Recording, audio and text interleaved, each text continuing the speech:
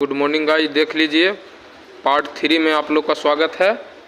अभी इसका part 2 upload किए थे, आप लोग देखे होंगे। पार्ट 3 में देखिए, इसको रिमूव कर रहे हैं हम लोग बाहर।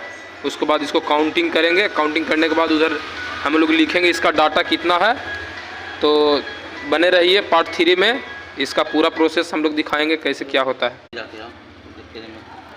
देखिए इसका बाहर कैसे निकाल रहे हैं हमारे गुरुजी, देख लीजिए।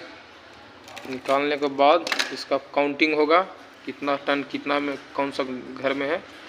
उसके बाद इसका पेपर कटेगा, पेपर डलाएगा, उसके बाद बाइंडिंग होगा। तो बाइंडिंग तक बने रहिए। पार्ट 4 में बाइंडिंग दिखाएंगे, कनेक्शन दिखाएंगे, उसके बाद चालू करके दिखाएंगे। Thank you guys.